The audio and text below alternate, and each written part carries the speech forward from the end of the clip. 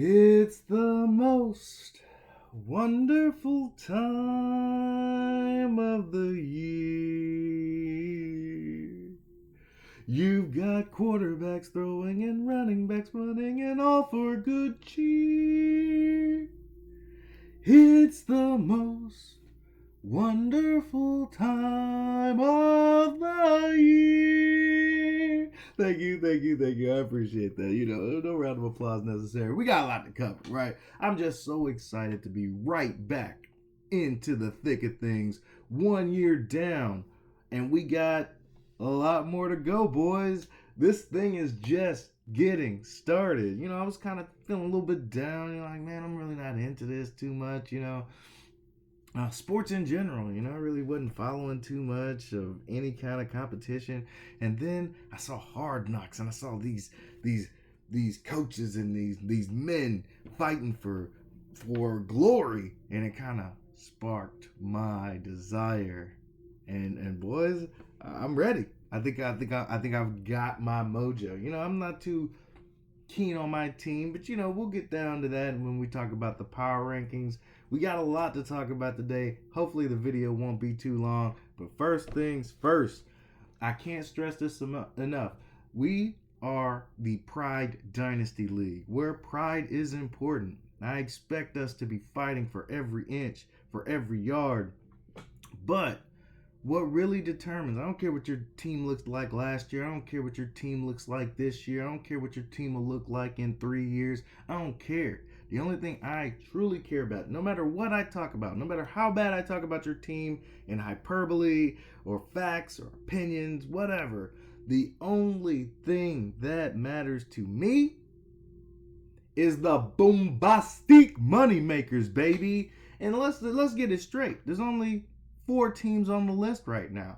And as we progress season to season, we hope to add more teams to that. Hell, the bombastic moneymakers, they want to keep adding to their money totals. And truth be told, fellas, that's all that matters. So what we got in 4th place, as of right now, you can't touch him if you're not on this list. In 4th place, you've got the boss coming in at $352. And motherfuckers' entries paid this year. Free rolling. Well, can the rest of you say that? Well, besides the other 3 people on this list? Hell no. Gotta give the boss his respects. No matter what I say about your team upcoming or whatever, you're on the bombastic moneymaker list, baby. That's all that truly matters. And on 3rd, we got Stacking Yards coming in at a whopping $509. Free rolling this year, baby. What can you say about it? Come get his spot then. Right now he's sitting in top 3. Who wants some? Well, I guarantee you, Unfuckwittable is not going to let you guys come into this spot without some turbulence. You know what I mean? We had this motherfucker on vacation in the gazebo with a bad bitty. Hope it wasn't nobody girl. Hope he ain't take nobody girl from dominating him this season. Had him in the gazebo doing what players do. Unfuckwittable sitting in 2nd on the money list with a G and $19. Come get it. That man's free rolling all the way up until we got to year 4. Come get some. And at number 1, Mr. Boombastic, we got Griffey Cakes sitting at $2,000 plus, 2,038 to be specific. Now, I ain't gonna hold you. These 4 guys, they're the only teams that are relevant in terms of dominance. You can't talk about the GOAT without talking about Mr. Boombastic. Now, obviously this season's gonna change some of that. Who gets first this year? 2nd, 3rd, whatever. Will these guys add to their totals? Or will we start seeing some new teams in the mix that's gonna get paid? Pizzy paid, right? That's the goal. So I got my bombastic money makers in the house tonight, and they definitely gonna represent this year. Don't think that they're gonna slack off. They trying to make the playoffs. They trying to add to their point totals and to their glory, to their prestige, to their pride. Come on, boys and girls. Let's get to it. So we got that out the way. We got the bombastic moneymakers. How do you get on the list? Make some goddamn money, boys. That's how you get on the list. Myself included, you know. Hey, I edged out of the playoffs. I ain't get there. You know, I was on the sideline as my boy, my previous rival, Dynasty Sage said so. Hey, it's okay. I'm on the sidelines, but this is a whole new season. We got a lot to talk about. So next, we're gonna crawl up into the corner up here. That upper left hand corner over here. We got my end of the year power rankings. We see how some of that shaked out with the boombastic moneymakers. But now we got transition. You know, we had an off season. We had some movers and some shakers, right? So let's go ahead and take a look at this list. I mean, last year, stacking yards was right there. I mean, just getting it in, right? And I was like, that boy's going to be tough to beat. Well, we saw how Griffey Cakes, who came in at 4th on my end of season power rankings, we saw how that turned out. And then we had Redacted. We're just going to cover some of the highlights at the end of the year. We had Redacted, ADP 1897, coming in last place. You know, it's a tough thing to have. You know, you're just in remission essentially. But the beauty of the off season is you could turn that shit around. You can turn from a pretender into a goddamn bona fide contender, if you know what I'm talking about. So let's see how this compares to my beginning of the season power rankings. Coming in at number 1, we got the West Coast Giants. Oh my goodness.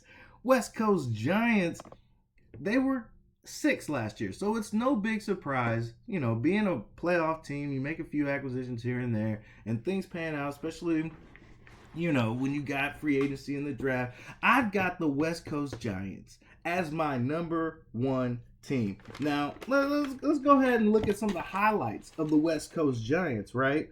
You got Trey Lance starting this year. Najee Harris. Oh, who picked up Christian McCaffrey? Holy smokes. That's West Coast Giants. We got Stephon Diggs. We got, oh my God, Scary Terry. You can run, but you can't hide, bitch. You know what I'm talking about? And we got Kittle and Tom Brady, just to name a few key highlights to the West Coast Giants team. This is going to be, I don't know. I got them at number 1. Somebody proved me wrong. They got some cap space issues, but as a lot of us do, I'd say they're running with about $3, you know, post any trade happenings or whatever. You're running at about $3 of trade cap. At number 2, Classy Strippers. I mean, let's be honest. Classy Strippers was middle of the road. I kind of gave him a lot of props last year. Probably had him higher than he should have been most of the year. But I really believe Classy Strippers' team is deserving of this number 2 slot. Some highlights? Well, we got Ezekiel Elliott. Where the fuck did he get Ezekiel Elliott from? Oh, well, okay, who cares? We got Aaron Jones.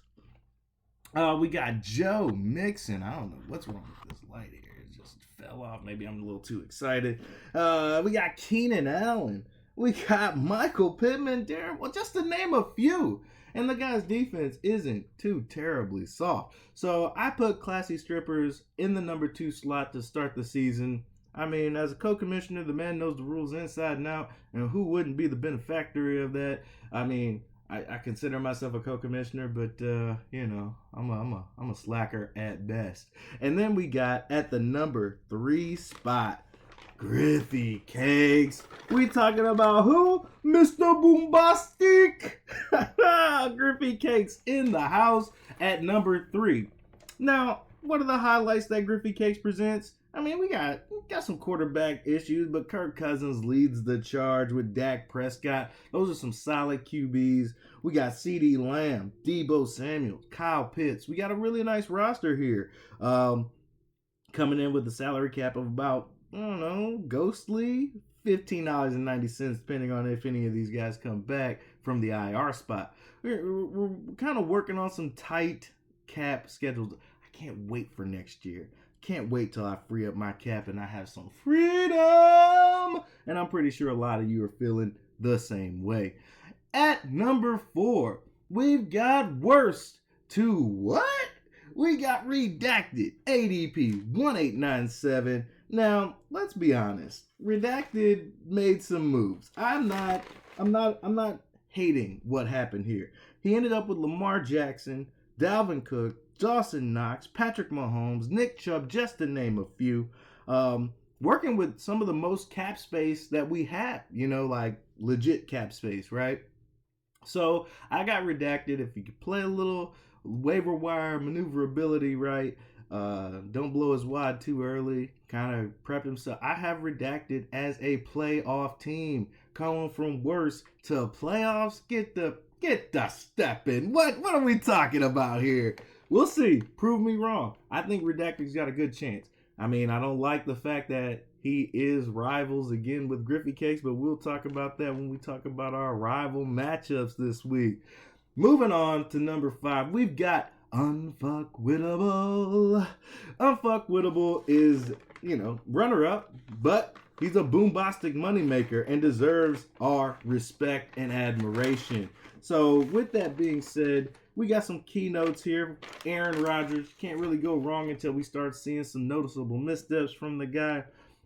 Derrick Henry, we'll see how that coming off that injury holds. And Devontae Adams, new home. We got Mike Evans, we got Tom back. That can't be too terribly bad. So we're just thinking about, and let's not forget you got Matthew Stafford, not Super Bowl MVP. I don't remember. I don't really care. But Super Bowl winning team. Matthew Stafford should be decent. Should be all right, if you know what I'm talking about. So Unfuckwittable's cap space. Don't let the numbers fool you. He's probably working with about $1. That's like one transaction, unless he starts running some trades over. This could be problematic, but we'll see. I mean, if you don't.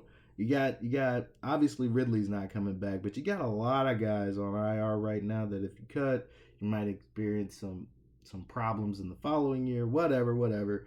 But I still got you running at number 5. At number 6, we got the boss. Boss, I mean, his defense is always good. That's why I don't have him lower on this list.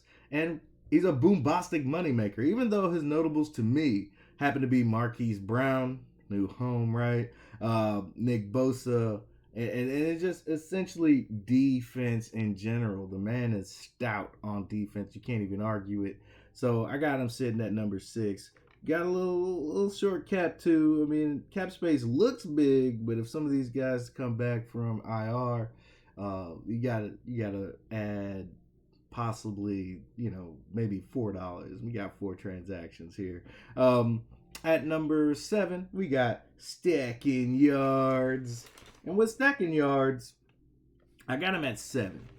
And Stack was number 1 last at the end of the season. I had him in there. I definitely still think he's a playoff team with some notables. Leonard Fournette, Jonathan Taylor definitely did wonders for him last year, and I imagine that will continue. Mike Williams, Mark Andrews, just to name a few. Cap space. I'm looking at... This man, okay.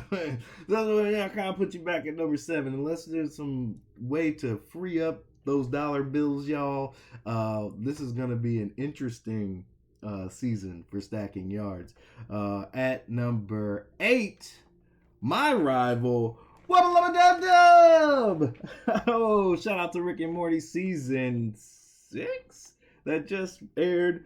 Got to catch those every Sunday night. So let's talk about some Wubba Lubba Dub Dubs notables. You got Herbert, Eckler. This man basically hitched his wagon to the Chargers, and as long as they're doing well, I imagine he's going to be fine. Cooper Kupp, Juju Smith-Schuster, Tua Vailoa, just to name a few.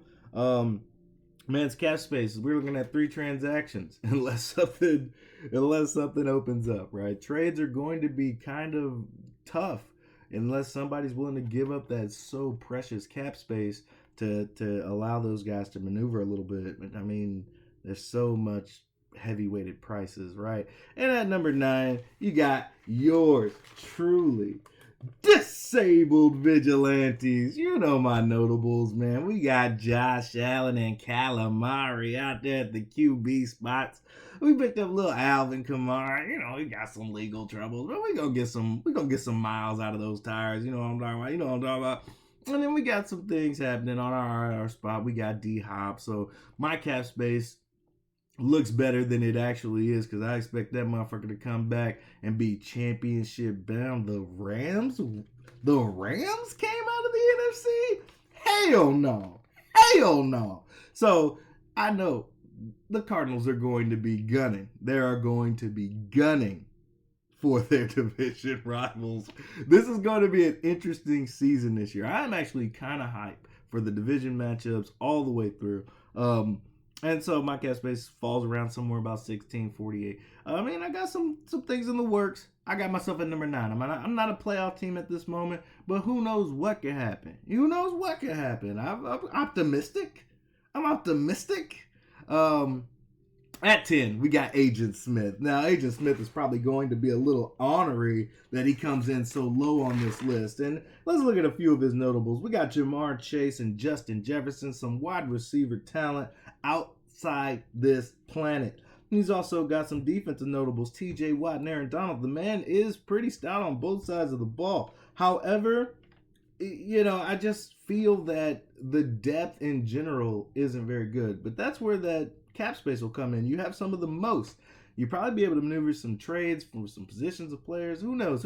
But it's not a lot of cap space, but you will have your pick of the litter when it comes to finding gems in free agency, I'd imagine. I don't know. Your fantasy football acumen is high. I'm not doubting that. I don't want to make it seem like I just couldn't put myself in the bottom 5, you know what I mean? So some motherfuckers had to fill that role. And speaking of motherfuckers having to fill that role, we got Dunder Mifflin coming in at number 11. Dunder Mifflin was one of the bottom feeders last year, and I'm not seeing that change too much. Let's take a look at Dunder Mifflin's notables, shall we? As the paper company goes, you got DeAndre Swift at running back. And we got to see a little bit of him in the Hard Knocks. I mean, you know, we'll see. That running back room's kind of stout. A.J. Brown, wide receiver, new location. Tyreek Hill, wide receiver, new location. You got some stability at the tight end position. Cap space running around about 4 transactions at the moment. We'll see how that pans out. But you know, we'll see. I mean, there's always a possibility that some of his notables are top 3 at their position. It's very, very possible Dunder Mifflin could skyrocket on this power rankings. I doubt it, though. Speaking of doubting, I've got the Hollywood Cole brothers coming in at number 12. Another team used to bottom feeding. I'm talking about sucking at the bottom of the tank while all the guppies and the big fish stomp around in the tank, bro. Hollywood Cole brothers notables: Jalen Hurts, Brandon Cooks, Dallas Goedert. These are some dependable individuals, I'd imagine, and I have some people that are really high on Jalen Hurts in the Eagles offense. So this could prove explosive. And not to mention, we've got some kind of light cap space running around here. As injuries come and go, I want you guys to just be aware that if these guys come back, do not make Classy Strippers and I convene a commissioner council about your players having to come back from IR. More than likely, those motherfuckers that will impact your cap space negatively will be cut.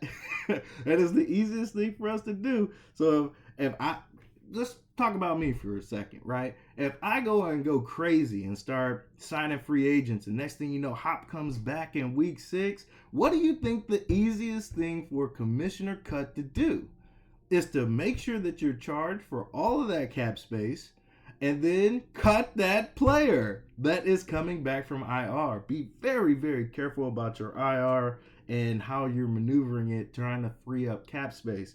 It won't be worth it. I promise you. And you're just going to be angry. I mean, we're going to be angry at the fact that we have to do it. And then you're going to be angry because what's going to happen is not going to be to your liking. I promise you. Who knows? You might want to cut that guy anyway. I don't give a shit. But I just guarantee you it's going to be the easiest thing that Classy Strippers and I have to do. Just warning, you have been warned. Myself included, right? And at number 13, we've got Bull City. Now, Bull City, I mean, another bottom feeder, right? But I think if we assess the talent that Bull City has, we know there are good spots on his roster, and as Hollywood Cole Brothers says, it's kind of hard to trade with Bull City. Getting some of these gems to try to fill out, the other rosters. The man's got 20 plus transactions in cap space, right? So I wouldn't say plus, but around 20 transactions in cap space. Saquon Barkley, James Conner, David Montgomery, very running back strong, and then we got T.J. Hawkinson. Again, I think this has potential, but it also has disaster written all over it. That's why you're again at the bottom at 13. And to finish it off, we got Dynasty Sage. Holy smoke. What I wouldn't give to be your rival once again. I have you at the bottom. But I mean, there's always room to improve. Your notables, I got Joe Burrow, and that guy's definitely an MVP candidate. Then you got Antonio Gibson. I think, but that's about it. You got a cap space of about 6 transactions. Yes, I do. I do wish you were my rival once again. But in honor of my rival, I will represent my village of the Houston Texans. And, we're Bulls on parade, baby. Hopefully, I mean, you did not get the benefactory of this deal. You're playing the boss, and I'm playing the boss twice a year. Yeah, you wish you were playing me too. I understand it. But I take Wubba Lubba Dub Dub, and if I have to pit my fantasy football prowess against Wubba Lubba Dub Dub, I'm gonna take that 9 times out of 10 and fucking 100 times on Sunday, baby, because that guy's got a lot going on. He's not really worried about this team. He's gonna be checking it in on the West Coast. Like, oh, does the kickoff happen? Oh, yeah, I'm okay with this. I will maybe I lose week 1. I think his roster is pretty stout, but when this comes down to having to plug and play, and you got bye weeks coming up, holy shit, I can't wait. I can't wait to watch Wubba Lubba Dub Dub flounder like Rick Prime going up against C-137 Rick and just whooping that ass. You know what I'm talking about? Just the mental mind games of whooping that ass. Wubba Lubba Dub Dub! Anyway, well, I think we've definitely cleared where my rankings are. We kind of touched on everybody's roster, right? Let's look a little bit at the matchups, and we're gonna this is your rival. I mean, week 1 is the time to really set the bar, and in this situation, right, Wubba Lubba Dub Dub has a great team. We're looking at it here. I mean, versus my guys, there's a lot of question marks on both sides of the ball. For both of our squads, I'd say his defense is just considerably better than mine, but you never know how this is going to play out. That's why I really can't put a lot of time invested in defenders, because fuck, I mean, they're fucking dime a dozen. Khalil Mack is right here rated with all these fucking projections are useless. You have no idea. Khalil Mack could end up with 100 sacks tomorrow. Have 100 sacks. Who knows? It's just so random. You just have no idea who's gonna shine. Whereas opposed to on your offense is where I hold most of my stock, and I know the boss and a few others might argue that the defenders, there's a way to calculate, and you kind of got a floor and a ceiling for all these players. I'd rather have solidified offensive players, whereas defenders, you got the rotation of the linemen and all. If you got a stud, you got a stud. But anyway, we're not going to go deep diving into my theory, right? You want to know who I have winning this game versus Wubba Lubba Dub Dub and Disabled Vigilantes? No, I'm going to tell you right now. I'm going to whoop his ass. Wubba Lubba Dub Dub taking this L. Let's talk about it, man. I think, let me see if I have my records back for, the 2021 season. Where did I go? I think I was a whopping 61 and 37. I mean, my records are terrible, but we're gonna start fresh. 61-37. I'd say that's above 500. That's not too bad. I mean, I'm pretty accurate, I would say. I mean, if you think you can do better, do better. Show me state, right? I don't know where that came from. Anyway, so Disabled Vigilantes gets this dub. What about Classy Strippers versus Hollywood Cole Brothers, right? What we got here? I mean, we're really slow right now. I'm gonna say I got Classy Strippers. Classy Strippers doesn't like to reveal his hand too much, as you can tell. He doesn't have anybody listed there, but I have him rated much higher. You got the number 2 squad going up against the number 12 squad. I'm gonna take Classy Strippers every time in that matchup. There's probably very little deviation with that rivalry. Good on you, Classy Strippers, for eating that rival clean up. Then we got Dynasty Sage going up against the Boss. Dynasty Sage is my worst team in the league at the moment, so I have to pick the Boss. We'll see how that pans out, but I have a feeling the Boss wins that matchup 2 times this year. Then we got Unfuckwittable going up against Dunder Mifflin, right? We got number 5 going up against number 13. And with that being said, I would say Unfuckwittable wins this matchup most of the time as well. It won't be a toss-up like Wubba Lubba Dub Dub and myself. Or even ADP and Griffey Cakes. There's very close matchups, but I have a feeling Unfuckwittable whoops that ass against the boys in Scranton. And then we got Bull City versus Stacking Yards, right? Ooh, man. I pick Stacking Yards in this matchup. But depending, I think Bull City can have some flexibility. This will be a closer matchup than people think, but I'm giving Stacking Yards this first dub. West Coast Giants versus Agent Smith. And you got the number 1 going up against the number 10. And if this was any indicator of me being wrong about Agent Smith, now is the time to prove it, because I got the West Coast Giants mopping up Agent Smith and, putting in a Norton antivirus on the Agent Smith. You know what I'm talking about? Clean that virus up, my boy. West Coast Giants should get this dub most of the time. We'll see what it looks like when it comes toward the end of the season. Maybe Agent Smith proves me wrong, but I doubt it. And then we've got our game of the week. And Griffey Cakes is taking in the mantra of Classy Strippers. He don't want to release the hounds in his lineup too quickly. I do have Griffey Cakes winning this matchup, but it'll be very, very close. I almost made this an upset.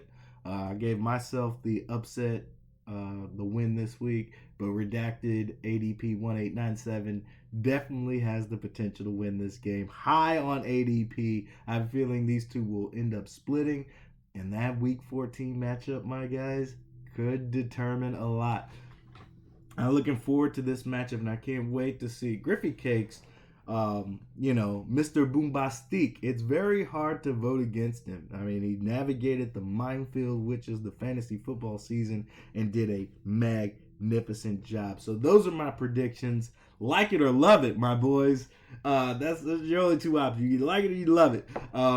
But that's what I got. I got myself, Classy Strippers, the Boss, Unfuckwittable, Stacking Yards, West Coast Giants, and Griffey Cakes all getting the initial dubs of the season. Let's see how it pans out. And now for my closing statements. I appreciate each and every one of you for coming back this season. I did not expect to have 100% retention. And just between me and you guys, there's like 6 owners trying to get in this league. I've actually shipped out bylaws to 3 different people. That's how serious they are. But there's been like a total of 6 people like, hey man, you get an opening, I'm down to clown. And they're serious.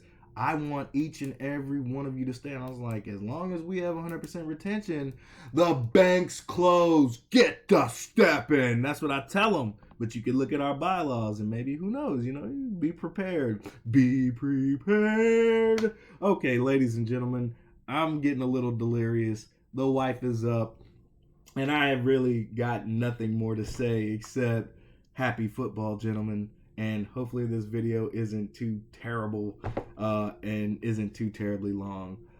I said what I had to say. Peace.